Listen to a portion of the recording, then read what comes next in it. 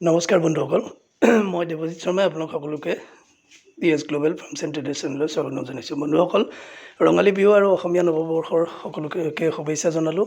আৰু বিহুৰ দিনতে আপোনালোকলৈ এটা ভাল খবৰ যে যোৱাকালি মোৰ নতুন ছাগলীখিনি আহি পালেহি। আপোনালোকে ভিডিঅ' স্ক্ৰীণত দেখিছে এই ছাগলীখিনি আহি পালে।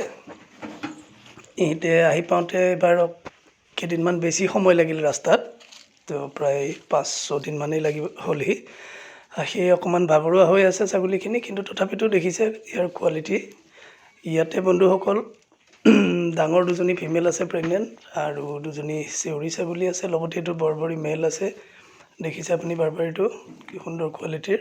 আৰু বাকীখিনি চব 7 মাহমান বয়সৰ, 7ৰ পৰা 8 মাহ বয়সৰ মেল আছে। আপোনালোকে চাইছে ইয়াৰে 2-এটা অলৰেডি যিসকলে কৰি ৰাখিছে লৈ গৈছে, আৰু বাকীকেইটা আপোনালোকৰ সন্মুখত আছে। দেখা পাইছে 2টা খাচীও আছে, আৰু বাকীখিনি আপোনালোকৰ চকুৰ আগত। বন্ধুসকল, এইবাৰ লটটো কেনে দেখিছে মোক কমেণ্ট কৰি জনাব, আৰু কাৰোবাক যদি ছাগলী প্ৰয়োজন হয় মোৰ লগত যোগাযোগ কৰিব। ধন্যবাদ।